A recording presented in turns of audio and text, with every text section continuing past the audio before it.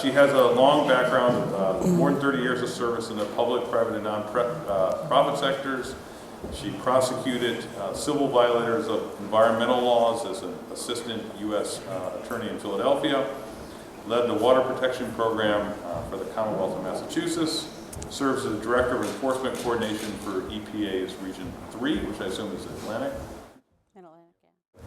And before returning to EPA was a director of the Conservation Law Foundation's Advocacy Center in Rhode Island. She's 6 years into being the assistant administrator and seems to have more energy now than maybe even at the beginning. So let me turn it over to Cynthia. She can talk about this. And I should say from the outset, EPA is in the process of signing MOU with EPIC, and part of the reason I invited her here is so she could talk about all the exciting things she's doing, but also Cynthia is a rare government administrator who is interested in testing ideas, and I think she's looking for opportunities and ideas on things that any of us might follow up with them on, and so you can do that through me. But go ahead. Okay, great. Well, thank you very much, and thank you, Michael. So thank you for inviting me, but especially thank you for the research you're doing, so, which is helping us to be more effective at our job. So I met Michael, I was first introduced to Michael and his work, it was about a year ago now, and I was reading the New York Times, and Michael had an op-ed in the New York Times in which he talked about some of the research he was doing in India. And so on a Sunday morning at home, I did something which I don't think I've ever done before on a Sunday morning, which was to log on and go to an economics journal to read an article.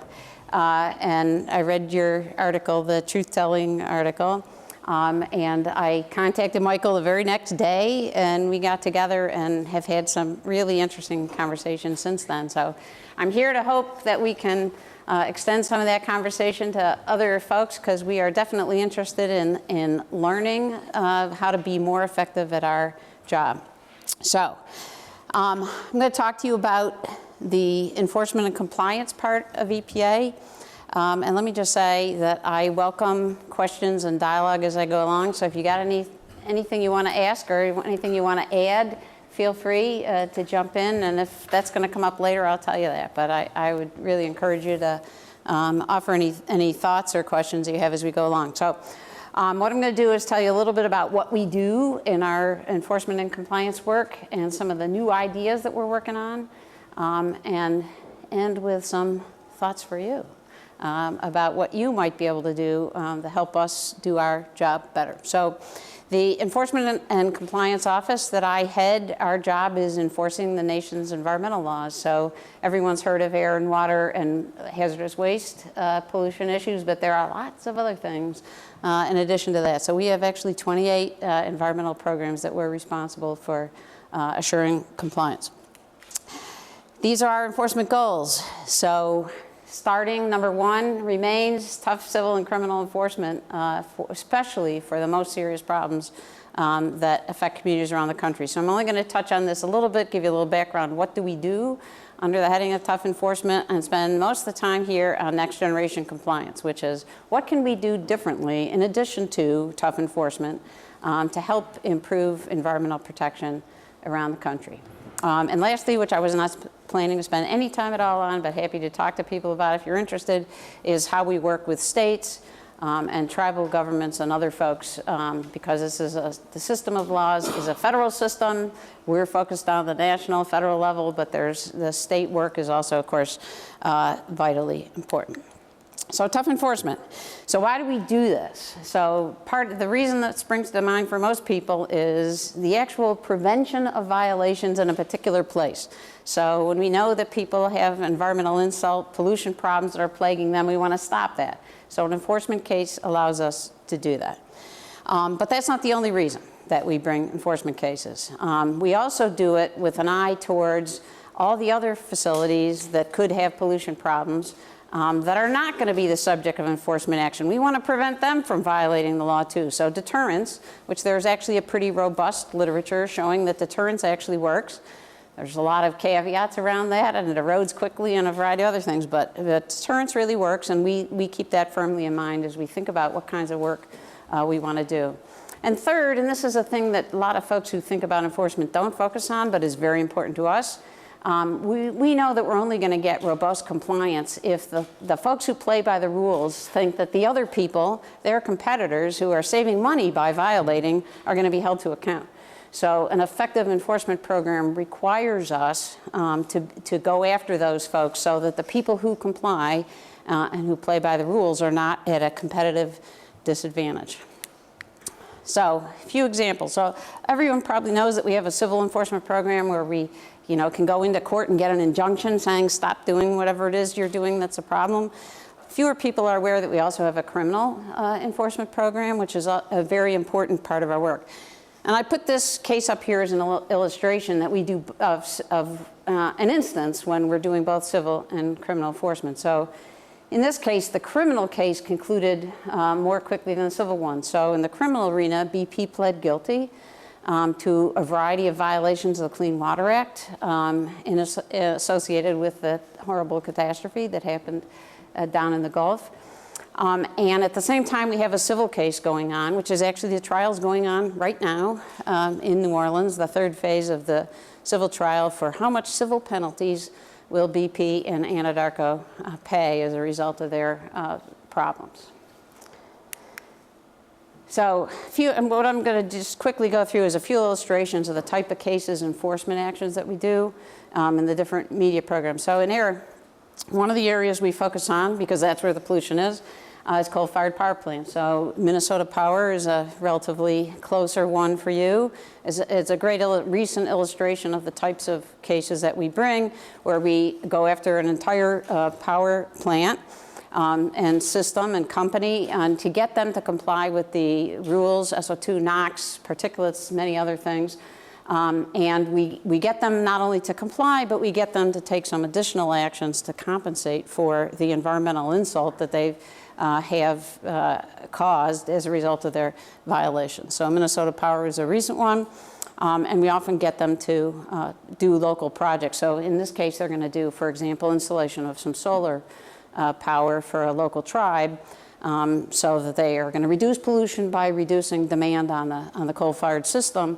And also help those folks. So that's very common for us in our enforcement cases to include things like that. How does the local spending get determined? That's negotiated with defendant along with everything else. So we have some preferred list of things that we'd like to see. In this case, so encouraging renewables for power plant cases is a big one. Wood stove changeouts. Because wood stoves are actually in some parts of the world quite a large source of serious air pollution problems. Energy efficiency is another one that we promote very heavily. It depends what the company is interested in doing sometimes. Do they use that as promotional materials? They do, but we have a variety of constraints on that say if you're going to use it for promotion, you also have to mention it was part of an enforcement case. Can you talk a little bit about what specifically you mean by enforcement? So is this a situation in which a power plant wanted to retrofit something, or they were in violation of something initially, or? They're in violation of the rules that require them to reduce their NOx. So this is, I'd be happy to have a lengthy conversation with you about the whole problem of power plant enforcement. But as power plants refurbish, they are supposed to meet the tighter standards, and our experience has been that frequently doesn't happen, that they do that kind of renovation and they do not meet the tighter standard, and that's a violation of the law, and so that's the basis for our enforcement action. And so is the spending on local environmental projects sort of like a bargaining tool you guys use to prevent something from going to court, or what's the? No, we're in court. Oh, You're in court. Yep. So these are consent decrees generally that are court orders in federal court that require them to comply, require them to take a lot of actions to make sure that they do comply, do a lot of additional reporting, take additional actions to compensate for the excess pollution that they've had during the course of the violations, and then also do some additional local projects as a means of reducing pollution and compensating for their past harms.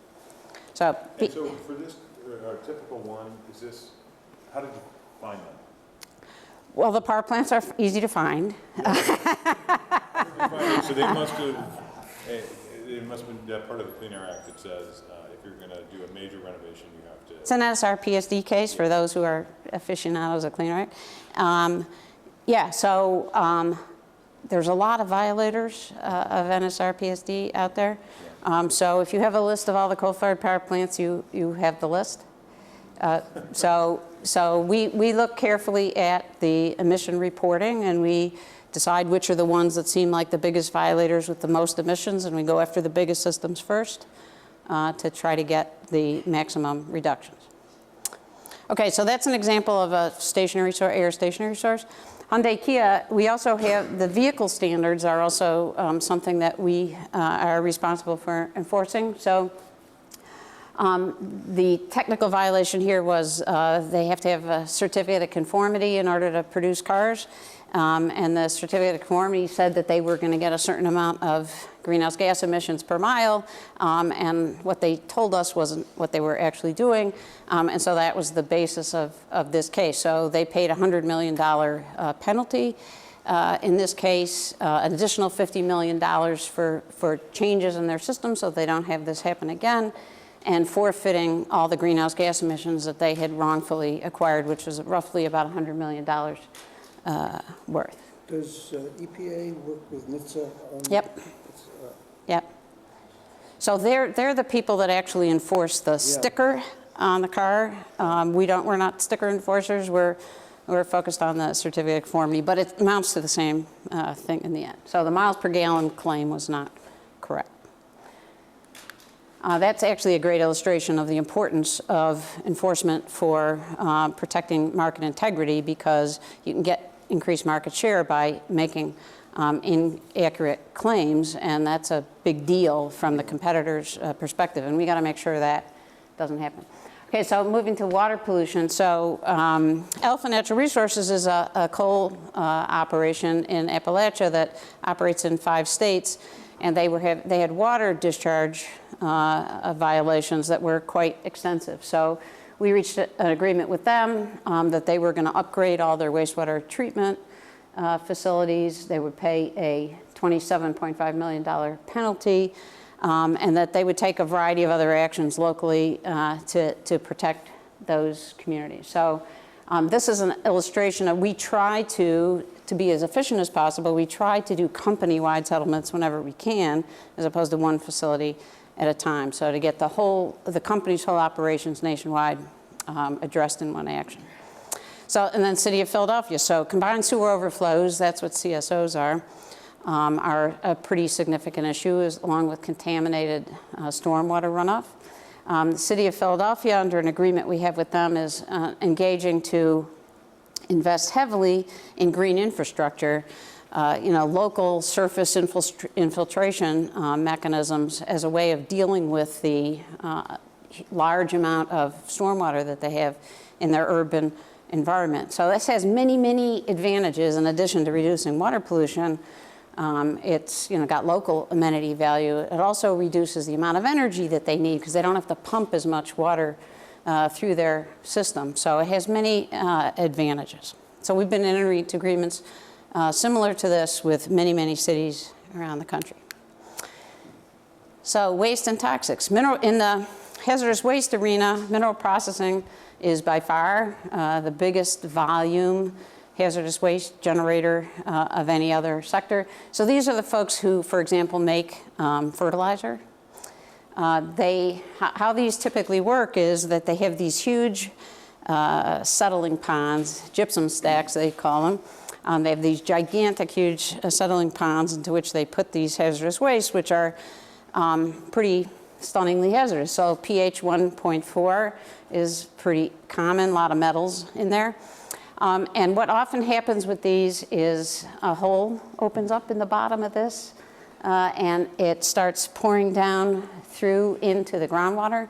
And Florida is a place where they have a lot of these companies, and it has been a very serious problem of that hazardous material pouring down into the Florida aquifer, which is a drinking water source for lots and lots of people. So to give you some idea of the scale of these, you can, in this photograph, you can see that little white thing at the top is a helicopter.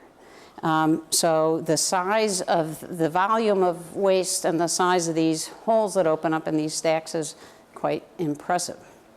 So we spend a lot of time in this sector. Pesticides.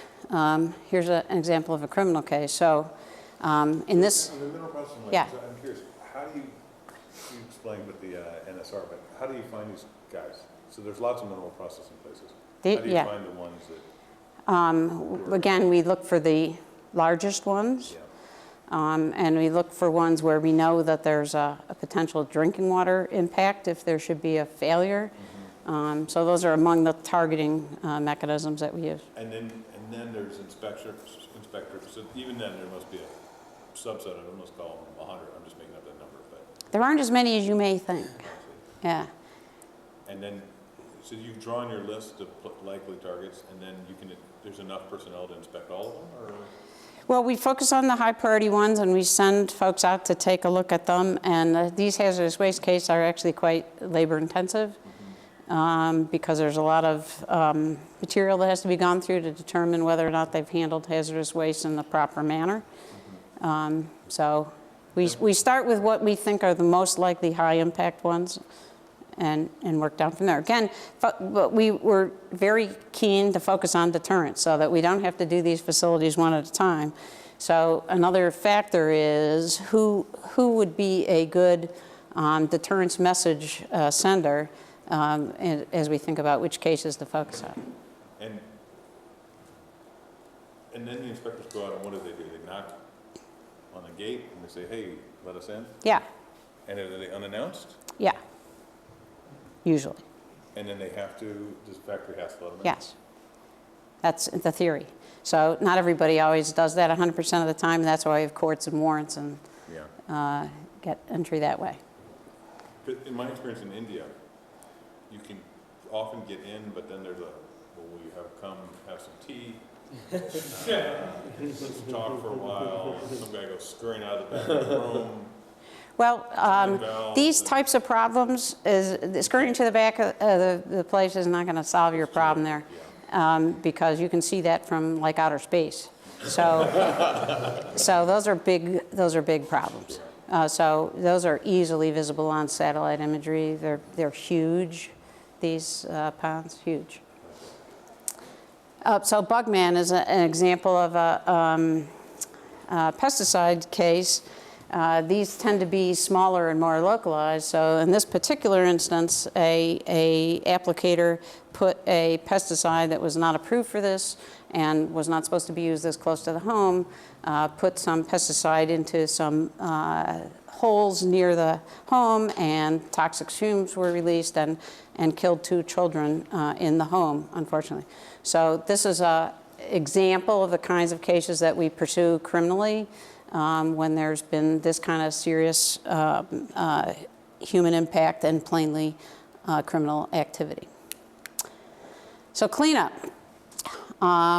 We also have a program for Superfund program for going after sites where there's been long problems of toxic and hazardous waste contamination and getting the relevant folks to clean them up. So this is one recent one. In fact, this was just resolved finally last week.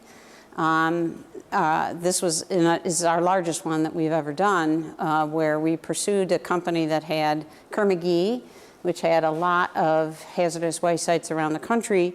We pursued them on a theory of fraudulent conveyance, that they had shifted their assets that would have been sufficient to clean these sites up and shifted it to another company. So we prevailed on that litigation, and the company sent, on Friday actually, $5.1 billion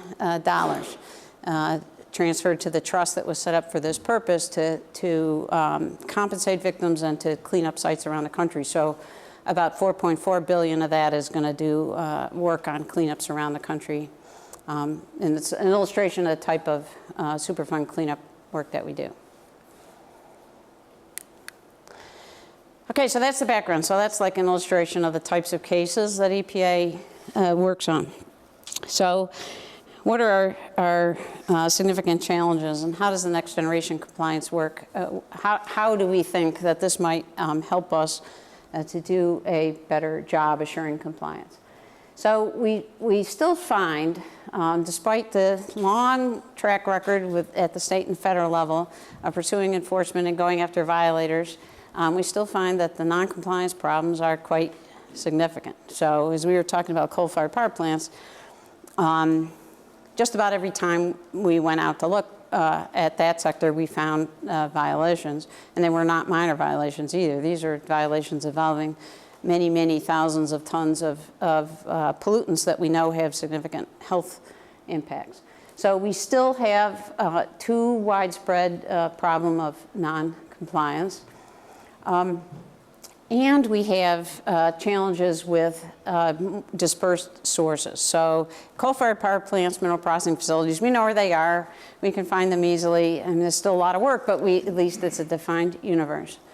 Things like stormwater runoff, agricultural sources, oil and gas sources around the country. There's way, way too many of those to think about trying to solve those problems individually and one at a time. So those are really big challenges for us in the compliance program. And then, as if that weren't enough, we also have been in a period of declining budgets. So the states first and EPA now, so I'm sorry to say that hopefully has nothing to do with my personal role. Our budget has been going down every year since I arrived here. And we are at the lowest point of staffing since, I think, 20 years maybe. So this is not a time where we have lots of resources to be applying to these problems. So what do we do in the face of those important challenges, public health issues, declining resources? So next generation compliance, which is I'm finally getting to the point of the coming here to talk to you. So next generation compliance is, we think, part of the answer to how we're going to start addressing these problems. And these are topic areas that I'm hoping will spark your interest, people who do research. These are important areas that we would love to have more evidence and data about how these types of ideas could help us do a better job. So what is it? So there's 5 elements to it, which I'm going to run through quickly. So the photograph there is our, what we call GMAP, which is a vehicle that can, while it's moving, can measure BTEX compounds in the air with a quite high degree of accuracy. And so that's quite a separate story, but for driving that thing around in somebody's community, you get a lot of attention, not always in a favorable way.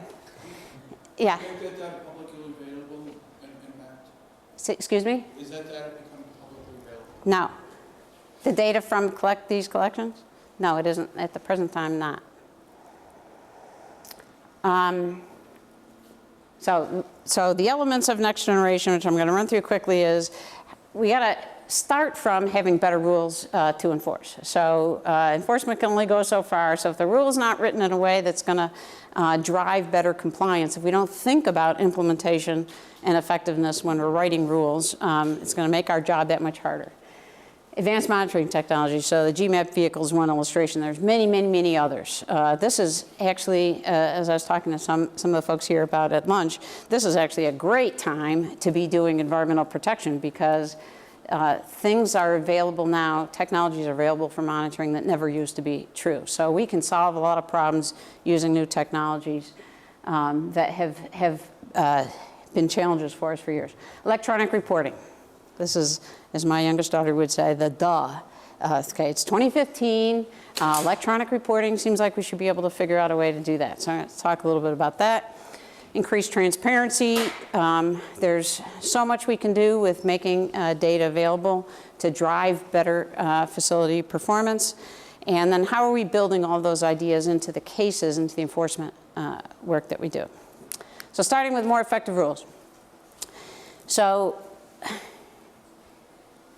we need to start with the foundation of our work is the regulatory structure. That's what we are trying to get compliance with. That's what we can enforce. We need to do a better job than we've done historically, making these rules things that actually work towards, drive towards better compliance right from the get-go. And the first principle of doing this is something that actually cuts against the grain for many of the folks at EPA, which is simplicity, okay? So one of the things we know is that people have, it's more likely that people will comply with something that they understand what it is and they know what they're supposed to do.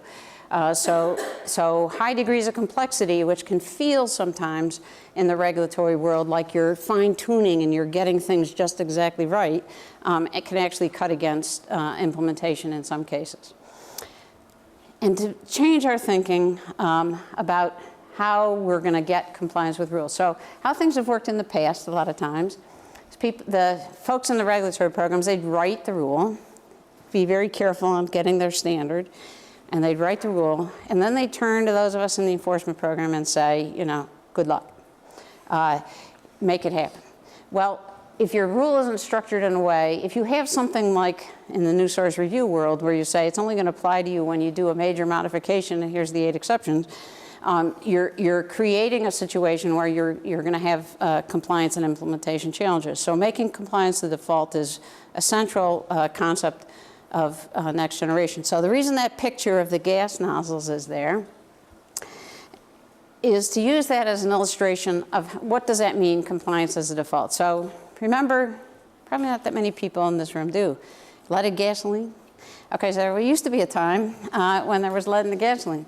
And then everyone figured out, well, that's really a bad idea, so we should probably not have lead in the gasoline. But they started with taking the lead out of gasoline for passenger vehicles, was still allowed for trucks.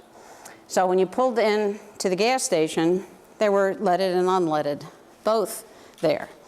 So the standard way that EPA has often done things in the past, they would say, the enforcement people will figure that out. Get people not to use the leaded gasoline.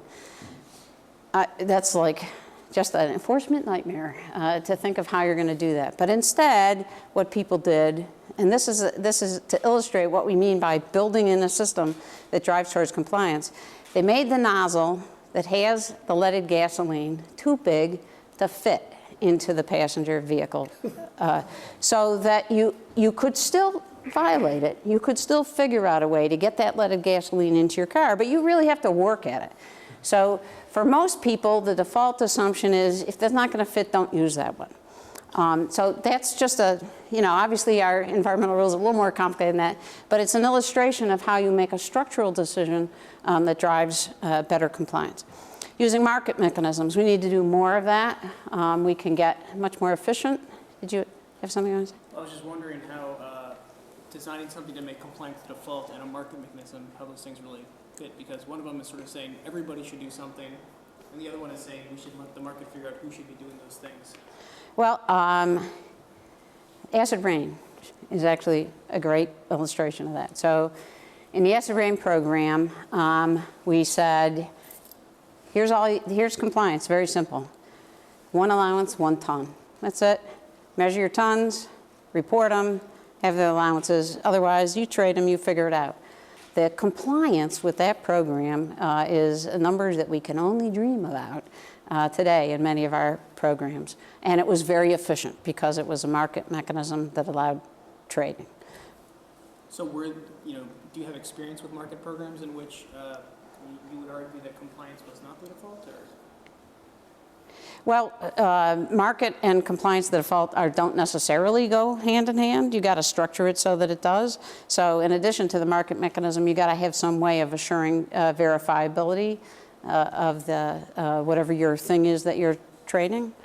So we do have some market programs at EPA now. Sometimes we struggle with that verifiability issue, but I think we need to think about both. It is possible to design market mechanisms that can work in compliance to the default, but we have to think about it.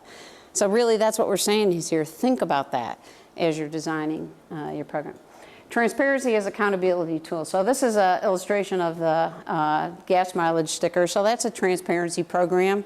That's theory being that if you inform the consumer, maybe you'll get better decision making. And then self and third party certification. So we've learned a lot from Michael's research on this. what constitutes actually a good third-party certification program. But these are some illustrations of tools that we can use and build these things into our regulations to make them more effective. So I don't actually usually include this slide, but I thought for this audience, you guys don't mind data and charts and graphics. So this is a little bit old, but it illustrates the point. So the IRS has huge quantities of data. They actually do a lot of randomized sampling, and they have a lot of analysis about what happened. So this is an illustration of what can happen with compliance with program design. So we're all of us so used to thinking about getting W-2s from your employer, right, and having withholding. We don't actually even think about those as program design. But when they were first put in, that's a design choice that was made. So on the left-hand side, what these are showing is the percentage of tax filers that misreport. So the light green bar is the percentage that misreport. So on the far left is wages, where you have your employer reporting and withholding. Only 1.2% of people misreport income who are subject to that reporting scheme. That's a pretty good compliance rate. The next one over is dividends and interest rate. So this is where you have the simultaneous reporting from the bank or whatever to the IRS at the same time you are reporting. So the IRS already knows the answer to these questions. So that encourages people to do a better, more accurate job. The third one over is there's some reporting, not nearly as much.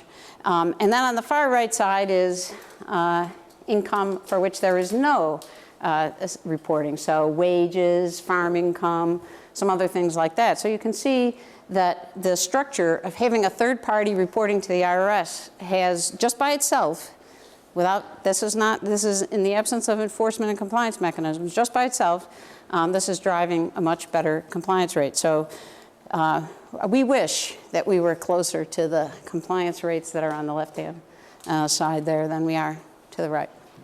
So it's an illustration of what those kinds of design things could mean. So can we go back to slides? Yeah. Even one more. So what? would there be opportunities to try and experiment with different fuel economy stickers or different forms of transparency, or how, to what degree is there flexibility to try different approaches? There is flexibility to try things. And that's one of the things actually that I think enforcement can contribute to this dialogue, is that we have more flexibility to try things in the context of individual resolutions with individual companies than is probably true in the sort of national rulemaking context. And so the example I'm going to give you next is an illustration of how that has worked. So petroleum refineries. So we had some enforcement cases with petroleum refineries about. So this is, which you and I have talked about this. You guys got to really finish this. Yeah. This is good stuff. We did some enforcement cases with regard to petroleum refineries about doing fence line monitoring, and how could facilities do a better job of knowing how much pollution is coming over the fence line into the community. That's what the community cares about the most. They care about compliance sort of inside the fence line to a degree, but what they really want to know is what pollution is coming over here that could affect me. And as a result of demonstrating in some enforcement cases, and I'll give you some of the data on that in a few minutes, we showed that it was possible to do fence line monitoring at refineries that was accurate and could measure these kind of things. And as a result of that, we now have a proposed rule out that says every refinery in the country will do fence line monitoring. So that's an illustration of where we've demonstrated it can work, building a transparency driver into a rule. The theory of that is not just for information for the community, although of course that's important. Part of the theory for that is we think it will drive better performance by the facility, because they know that the community will know in real time if there's pollution events that could affect them. Yeah. Would you use that to drive technology standards then too? So you must put money into looking at certain technologies, therefore to help show that the technology can be demonstrated. I mean, Yep. It all depends on where it fits into the technology, but just invest X dollars because you can then reset the whole industry based upon that. Well, we are very interested in the resolution in individual enforcement cases for firms that are interested in experimenting with new pollution monitoring technologies, to work with them to test those. Right. And we have an illustration of where we did that. But not just monitoring new control technology or investments into new control technologies that you That then can show. happen too. Okay. Yeah, yeah. So advanced monitoring. I personally think that advanced monitoring is going to be one of the things, one of the revolutions in the technological world that's going to really change the way we do environmental protection, because it used to be true in the air world we did stack tests. So, and actually stack tests were done like once a year, sometimes once every 2 years, a snapshot in time of how that facility was doing. And then we relied on that data, you know, till the next time, so for a period of years. It's possible to do real-time monitoring now, so continuous emission monitoring. In the air world, it's coming in water. It's going to be coming across a broad range of sectors, because monitoring equipment is becoming more accurate, smaller, more mobile, and much cheaper. So all moving in the right direction for us to encourage people to use this more. So why do we, somebody? Yeah. Do you run into many situations where a toxicant is reported, but the source hasn't been identified yet? Yes. And so the monitoring is capable of detecting sources? Well, that's one of the, so the GMAP vehicle I showed you earlier is an example. That's on the expensive end of monitoring technology, but it's an illustration of the type of technologies that's available to try to quickly isolate the source where we see a pollution result that's troubling.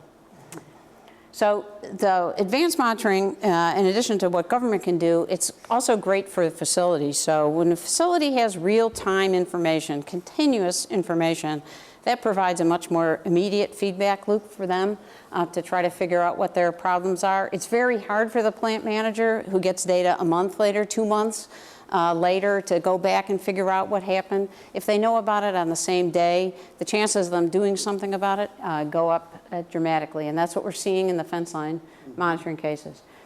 Community monitoring is another one. So this is where putting monitors not just within the facility or not just at the fence line, but in the community that is downwind or downstream of the facilities of concern. So this is something that's happening, whether we push for it or don't. This is happening in the world. So we're not far from the day when you go to get your new smartphone that they're going to ask you, do you want that with pollution monitoring or not? Seriously, there are already monitors at about that size. They're not as accurate as we use, you know, for regulatory purposes, but communities are increasingly already have and are going to have the ability to pick up these pollutant issues. And one of the things that does, in addition to empowering the communities to do something about pollution that affects them, it's driving the facilities to do their own more sophisticated monitoring. So they don't want, you know, some community monitors that could be from any of 10 neighboring sources who can say, all believing that it's coming from them. So it's in their interest now to do monitoring where they can actually show what's happening with their facility.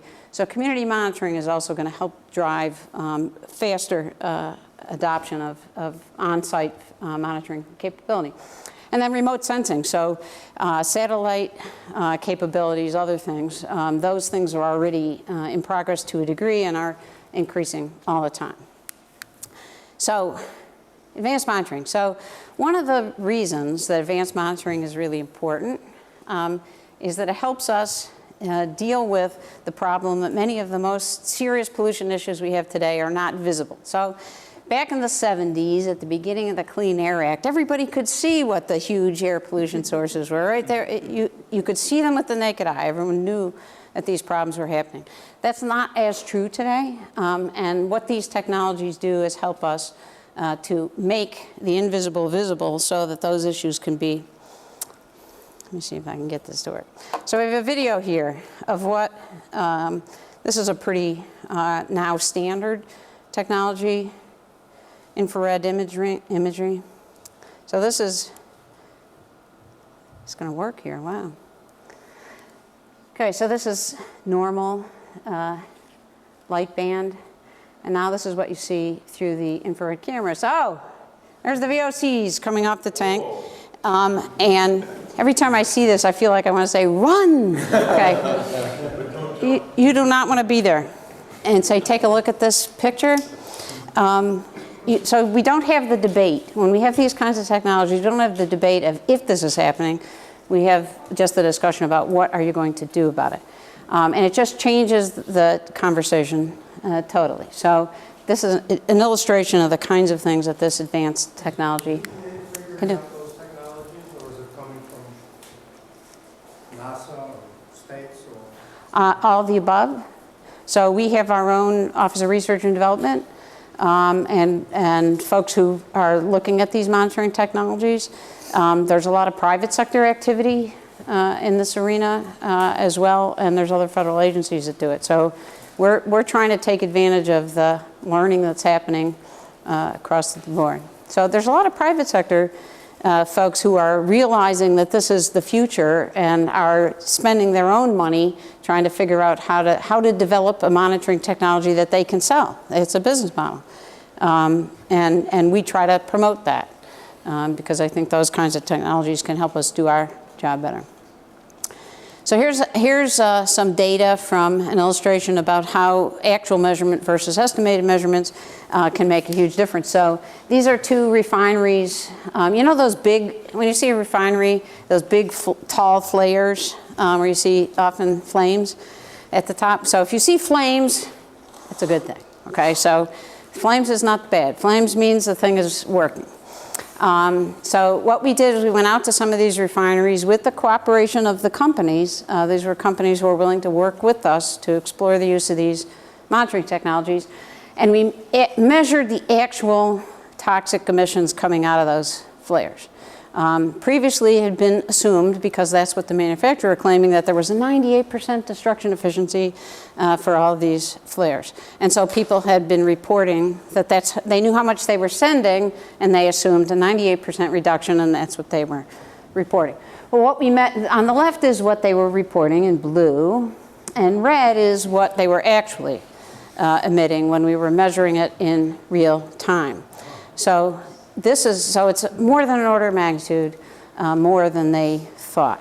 So this is an illustration of where this ability to do real-time monitoring is going to help us do a much, much better job than we had been able to do in the past with these estimated monitoring. I have a relevant question. So it's about monitoring and detecting. So now we know these things are bad. So there's also there's some potential risks, like some chemicals. So before 75, we don't know CO2 is bad. So CFC, so take us a long time to know this is bad for us. So do we have a lot of resources to detecting these potential new risks? So what Yep. portion of resources are EPA to examine the potential new sources of Right. risk? Well, that's a little outside of my bailiwick within EPA. So, but the emerging contaminants issue is certainly a big issue in air and water pollution. So there are folks within EPA that focus on that. This is the stuff we already know is bad. Okay, so VOCs. So that's what our job is, to make sure that people are doing the things that we already know about and that we have standards for. Yeah. So this technology, it's used by EPA officials, and they can just go and talk to the companies. But what about the communities that are monitoring? So can EPA use the information to enforce anything? In general, the monitors that the community uses are not, don't meet the threshold we would need to go into court, for example. But to me, that isn't the important question, because what the community folks can give us is screening level information. So if they're continuously spotting, high readings of something in their community, that's enough for us to say, let's go and use our more sophisticated technology, and let's try to figure out what's actually happening here. So I think that's the place where the community monitoring has a potentially very powerful role, is sort of helping, sort of crowdsourcing our monitoring and screening.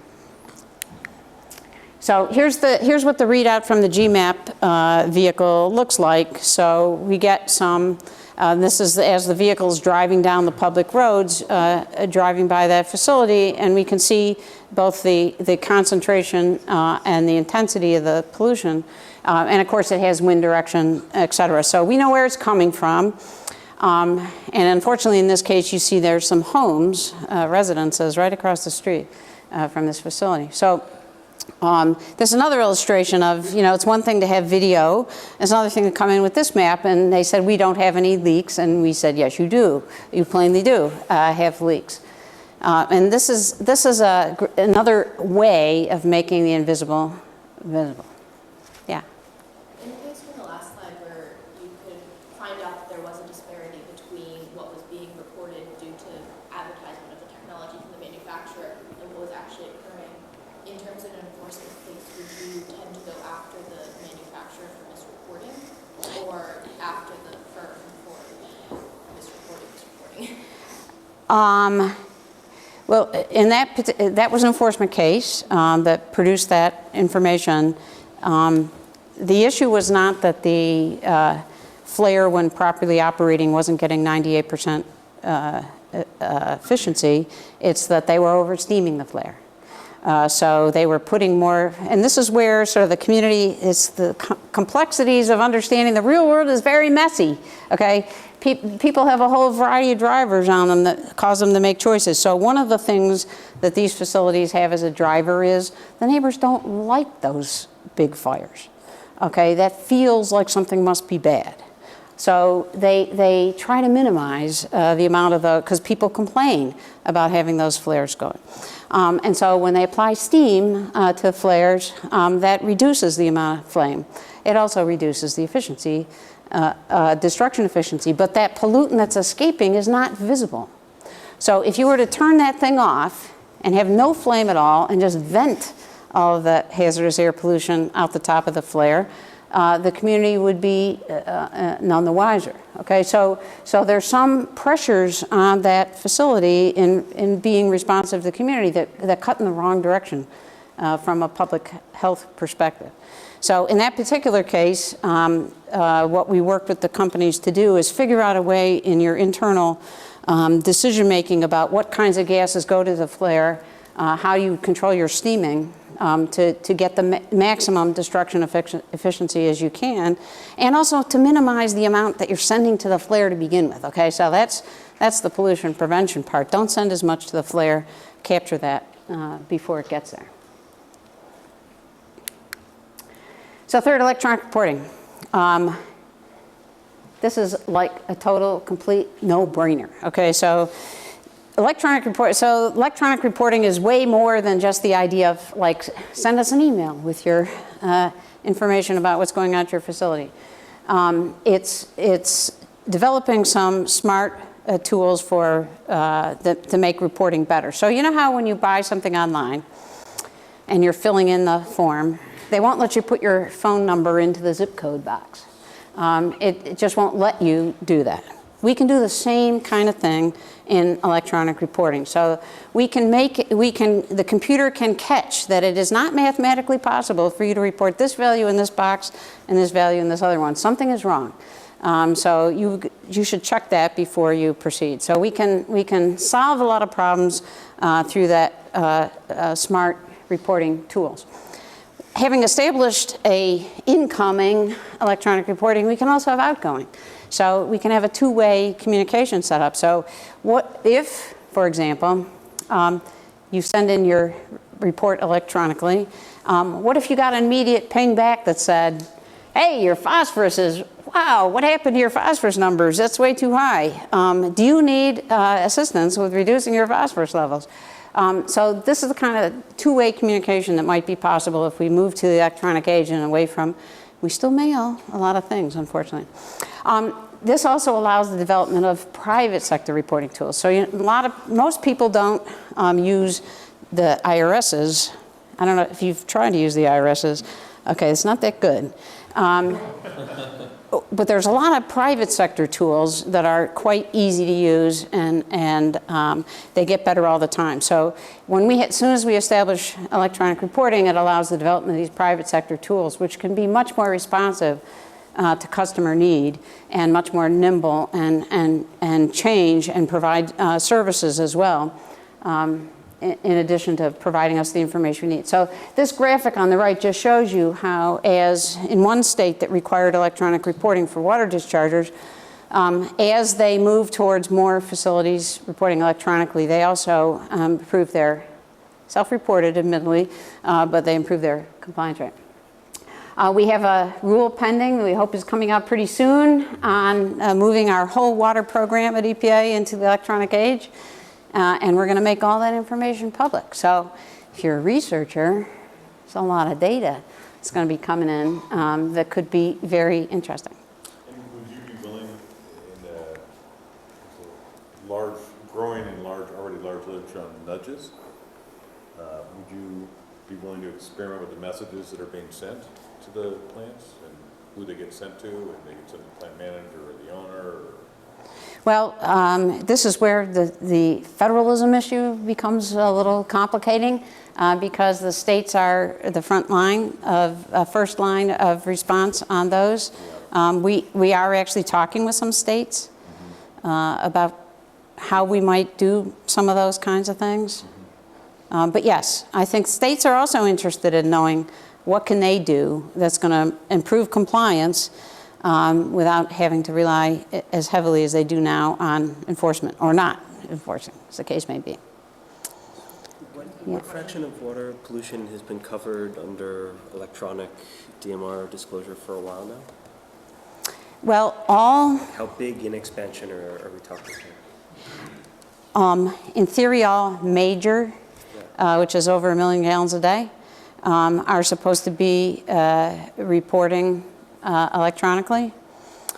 So we have pretty good data on majors, and what that data tells us is that we've had, for the last 30 years, about a 25% serious noncompliance from that data alone. The minors, which are not necessarily small, so there's a statutory definition of what's a minor. It includes all mines, for example, includes lots of other sources. We have about 40% of those with some degree of information from the states. The rest of those are second tier reporting, so what we get from the state is a report that looks something like, we have 1,000 minors, 40 of them had violations, sincerely state. So that's limited in how much information that provides us. But now we're going to be getting direct information from the facility, not just a mine violation or not, but what were my numbers.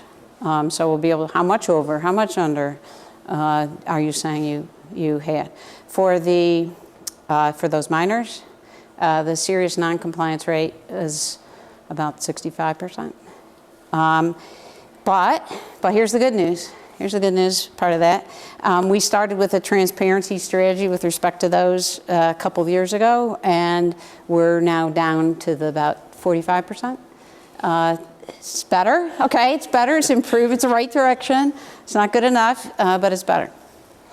Could you talk a little bit about what led the agency to sort of decide that this electronically submitted water violation data is going to be publicly available, whereas things like the truck monitoring data is not publicly available? What's the underlying rationale? The pollution discharge monitoring data is required by law to be public.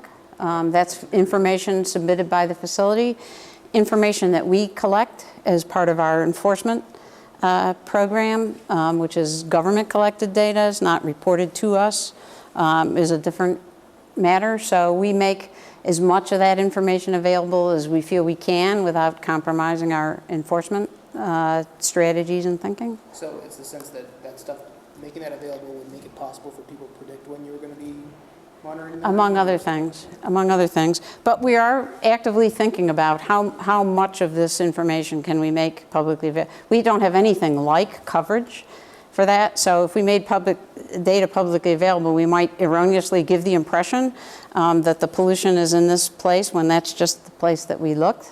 So we need to be careful about that. Yeah. The enforcement confidential information is not, but I would say our general policy is if something would be produced under FOIA, we make it public. So our policy heavily tilts in the favor of transparency and making as much data available as we can. There's a lot of data that's out there now, and there's increasing amounts coming in as, for example, air rules are increasingly requiring the continuous emission monitoring data to be reported electronically. And we're not far from the time when sort of streams of data about air pollution monitoring will be publicly available. That's not useful for most people. They have no idea how to read a continuous read of air pollution. Whether is that a violation, is that a problem, is that a health issue? I have no idea. So for researchers that could be helpful, but we're very cognizant of the need to provide actual information to communities and the public, and not just reams of spreadsheets that they can't really interpret. How long would it take to release the data that are entered electronically to communities? For example, suppose that there are some facilities that are emitting a lot in an area of like 30 miles. So how long would it take to see those emissions?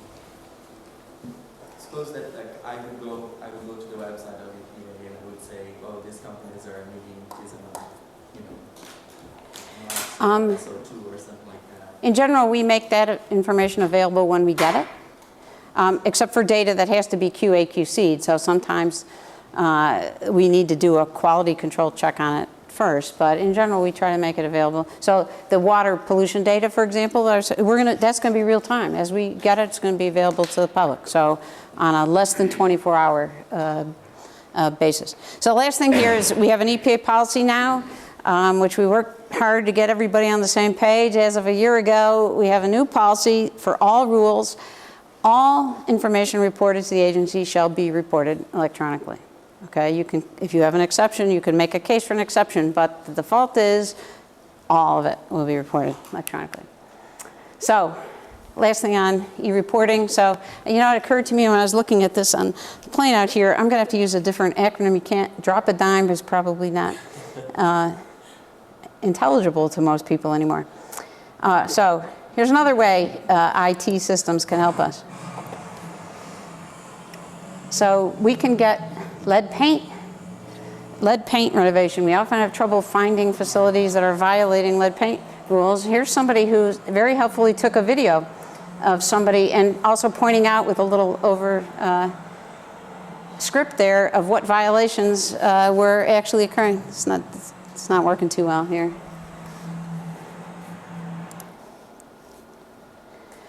Anyway, so we're increasingly getting this kind of thing. So they posted this to YouTube and sent us the link with a video of somebody violating the law with an address and with even reg sites. Here's the section of the regs are violating. That's very helpful.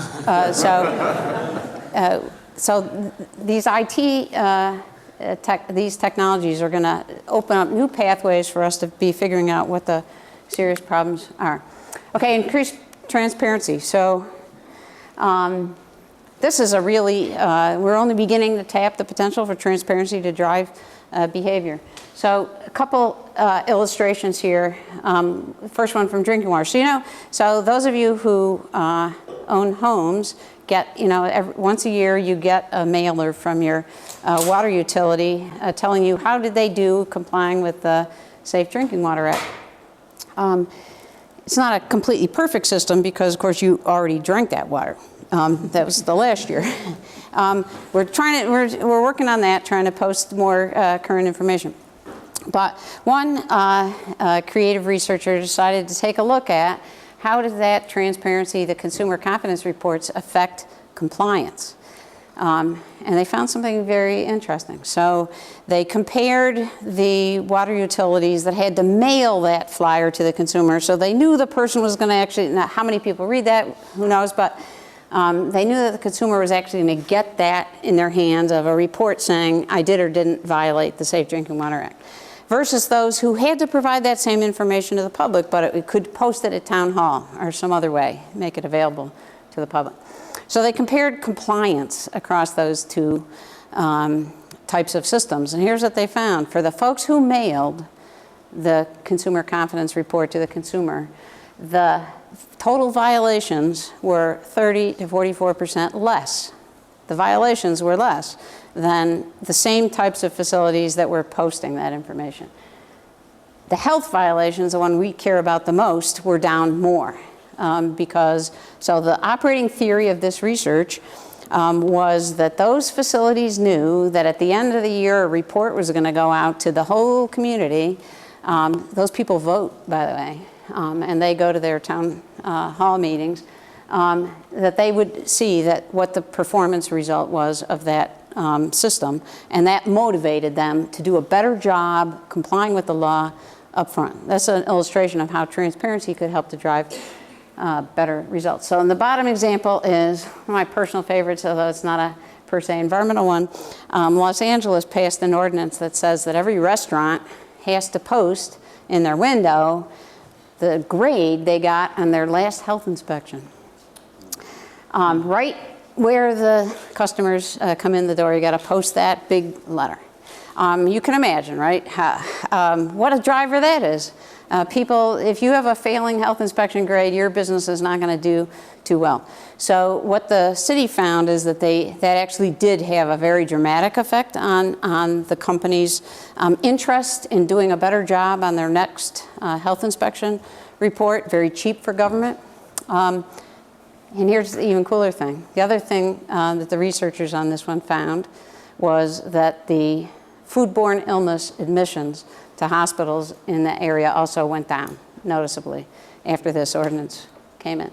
So this actually didn't cost government practically anything. The inspectors were still going to be doing their inspections. It was just a transparency tool to get companies to do a better job. Does EPA work with local newspapers or media to sort of try to get stories out, sort of revealing when you find a egregious non-compliance? Absolutely. I'm disappointed that you didn't know that. Yes, we do.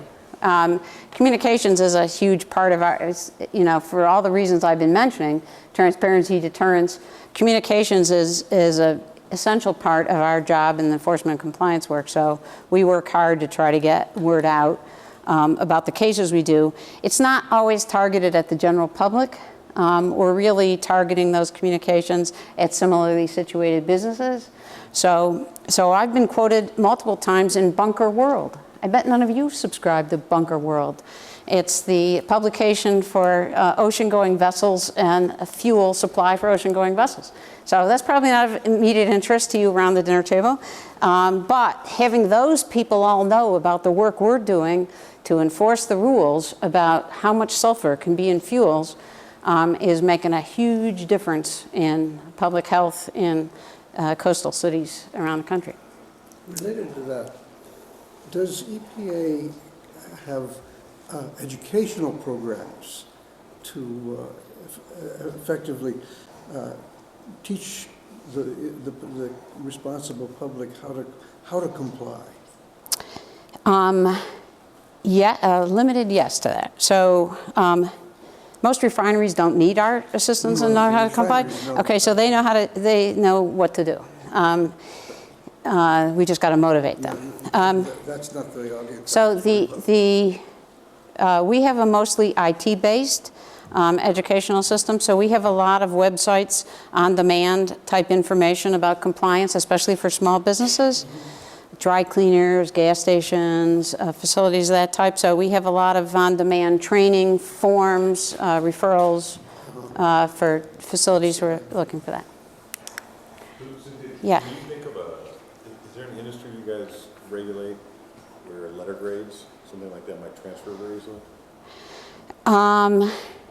That's challenging, as you know, as we've talked about. Most of the things that we do are substantially more complex than that. But we can develop things that are equivalents of that. So I'm going to talk in a second about drinking water systems. But yes, we're trying to develop some things that are how do you mark the ones that are really bad from the others? So yes. So like, are gas stations subject to inspections? Because it seems like what would work has got to be some consumer-facing thing. Like if you put it on the side of a factory that's blowing cars, no one Right. can see it. Yeah, so the numbers of things that we have that are consumer-facing are limited. But where we do have them, and drinking water is one great illustration of that, we've been trying to work on that. Here's another way of thinking about transparency is not just posting data on the web. So this is in District of Columbia. They've put up, pursuant to an agreement we had with them in an enforcement case, they've put up these red flashing lights around their points of sewer discharge into the Potomac River. So that when they're having a raw sewage discharge into the river, those lights are going off. Okay, so that serves two functions. One is if you're a kayaker or you're a swimmer, okay, you'd like to know that before you swim and expose yourself to that. But the other thing it does is it draws public attention. So there's a lot of people who go by some of these areas where these happen. They don't like to see this either, and with the little sign saying raw sewage coming out here. So how are we building these ideas into our enforcement cases? So we're doing a lot of these things in the context of individual negotiations. We're talking with the other programs about putting them into rules. We're working with the programs and states with putting these ideas into permits, which are facility-specific, but we're also building them into our compliance cases. So fence line monitoring, we've already talked about how we're doing that kind of thing. We're doing it in the water context also. Electronic reporting, so in those facilities, we're requiring them to send reports on compliance to us electronically. And where we have a data system where we can make that information public, we do that. Increasingly, we're requiring public posting of information about compliance where that's not already required by law. So, for example, in those refinery settlements I was mentioning to you, one of the things that we required them to do, in addition to fence line monitoring, was to post that information and to have community meetings where they would explain what that information means to the community. As a means of the community's entitled to that. They're entitled to know about the pollution that affects them. But in addition, knowing that they're going to have to do that inspires them to do a better job complying so that when they go to that public meeting, they have an easier time than they would otherwise.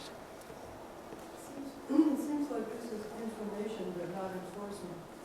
Well, this is in addition to enforcement. So we're doing enforcement also, and we're doing these through enforcement. I'm not sure, maybe that wasn't your... Stopping it is enforcement, I think. Well, our goal is stopping it. So what we're trying to do is be effective as we can at stopping it. So enforcement is one way, but we're never going to solve all these problems through enforcement actions alone. So this is trying to use some other tools to protect the public and get better compliance and reduce pollution through as many different ways as we can simultaneously. So this is not instead of enforcement. This is how we're doing our enforcement and how we're supplementing our enforcement through these other tools.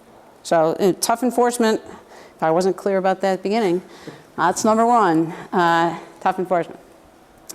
Does your staff ever participate in these? I participate in these community meetings. They're basically largely about communication of what issues. I'm sorry, couldn't... Do you participate in them? Because they're done in ways to basically provide as little information as possible. Well, this is among the things that we are learning. So we learn by doing. So in our first cases with sort of make this information publicly available and have public meetings, we're learning from some feedback from there. Okay, maybe you need to be a little more specific about what exactly is the information that has to be made public and what exactly has to be covered at these meetings. So we are learning from experience about how to do a better job trying to bring transparency to these situations. So we're doing the best we can. We're trying to learn more. And this is where you guys all come in. You can help us learn.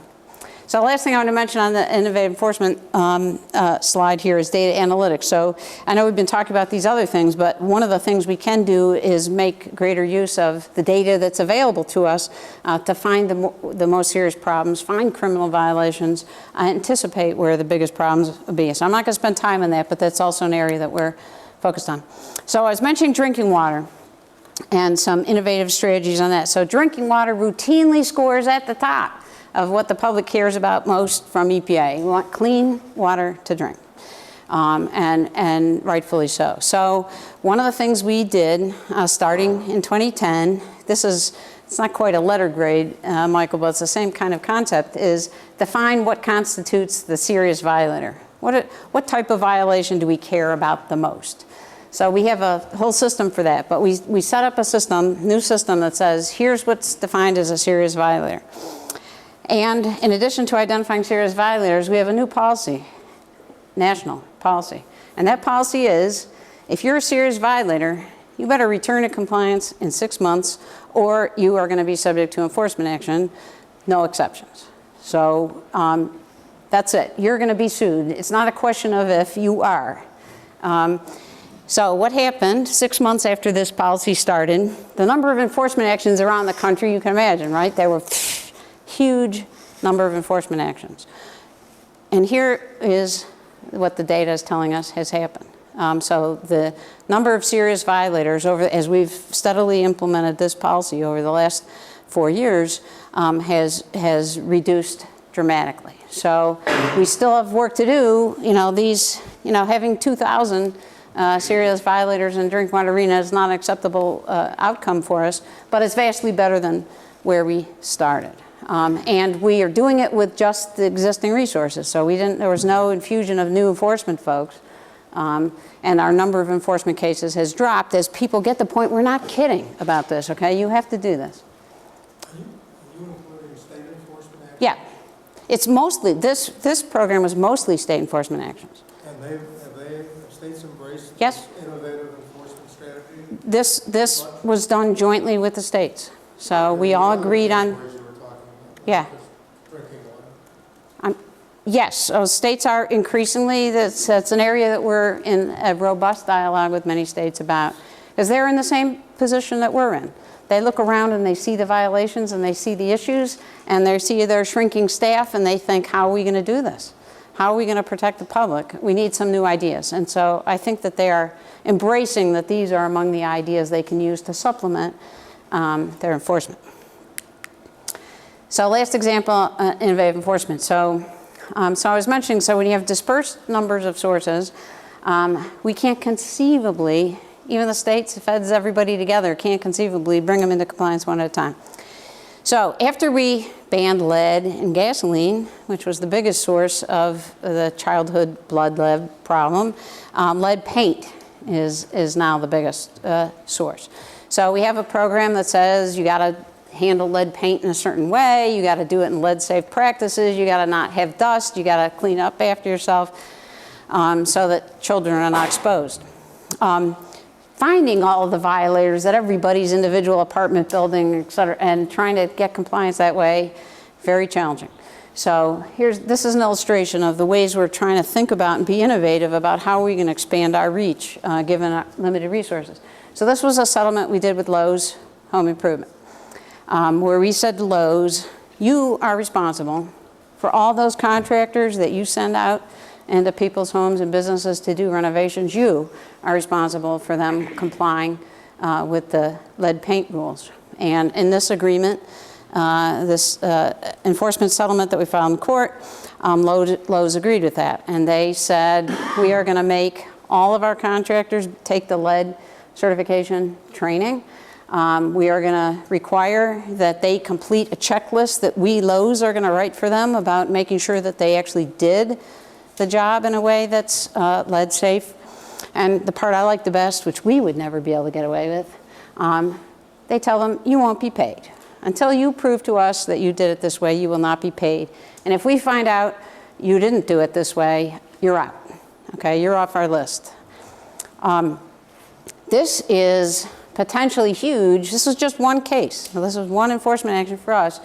but now communities all across the country are in a position to have more lead certified contractors, and also making sure that these practices are followed. Another thing we're doing that's also cool, it's not up here, is a collaboration with Angie's List. So Angie's List is now posting who's lead safe certified and who is not. And if they find out that you are not, you're advertising on their site and you are not lead safe, they're going to put a notice up there informing the public that you are not lead certified. So what can you do? So here's what I'm hoping. The reason I came out here to talk to all of you, although it's been fun talking to you, I always love talking about this stuff. Really my motivation is to see if I can't inspire a couple people here to think about how you can do some research that can help us be more effective. So one of the things that you learn very quickly when you work in the enforcement and compliance world is things are not in real life like people imagine them to be when they're thinking about writing standards. So one of the things I discovered when I came to EPA was that when we write rules, we do an economic analysis, cost benefits, etc. And one of the standard practices for EPA, for all rules, and I think a lot of agencies do this, here's number one, assume 100% compliance. Okay, so what this brought to mind is actually when I heard this, it reminded me back to Economics 101, actually. The same kind of assumptions. Assume that this is how everybody behaves. In real world, it doesn't work like that. So enforcement and compliance, we're all about what happens actually in the real world. In the real world, people lie, they cheat, they don't have enough money, they don't understand things, they have a lot of other pressures. There's a million things that actually happen in the real world that interfere with getting to the outcome that everyone was hoping for when they set a standard. So one of the things that's very important for us in that illustration, you know, the bar chart with the blue and then the big red, let's identify the difference between theory and the real world so that we can understand what the scope and size and nature of the problem is that we have to deal with. One of the things that I've watched with great interest over the last 5-6 years is the explosion of interesting writing and research in behavioral economics, where everyone's talking about, we have learned and seen the light that people are not rational maximizers. We understand that, you know, people are heuristics, right? People have people react in different non-rational ways to the circumstances in front of them. And what I've been waiting for and haven't seen is a similar realization to dawn about how firms behave. Because it's certainly the case, our experience tells us, our data shows that firms are also not acting in the way that everyone is predicting and assuming that they do. So I'm hoping that there will be, and I've read with great interest the things Michael has written on this topic. I am hoping that the enterprising among you who are looking to make your name in economics are going to come up with the nudge for businesses. And we're going to see lots of articles being published explaining how firms do not act in the way that economic models predict that they would, and why don't they, and what can we do that will help to move us in a better direction. So we are hoping that you folks who are studying economics here will make it your life's work to help us do a better job protecting you. Yeah. Is it, although this is being videotaped, no Okay. binding commitment on your part, is this the kind of thing where a enterprising graduate student might be able to come visit the EPA for the summer and We are very interested in that. find a way to go from the high level down to something that's very practical? We're very interested. There's all kinds of government constraints about things, as you know. But yes, we are, you know, if you're interested in doing research in this arena, we are certainly all comers welcome. not unique to Chicago. All students who are interested in doing this, we are very interested in helping you to help us. So just let me close with, I know we just got a couple minutes left. So this is the direction we're headed as an enforcement program. So we're going to do next generation compliance. We're going to full steam ahead on all of these changes and innovations, and a lot more to learn. We are going to continue tough civil and criminal enforcement. That's number one. We're going to keep doing that. And you're going to be seeing, we've already had a lot of blockbuster cases, and you're going to be seeing more of that. And I always conclude every time I talk in a public forum by saying, if you know about a violation we should know about, you can report it. EPA.gov/tips. So pass along. We often get very, very interesting information that way and are always eager to get it.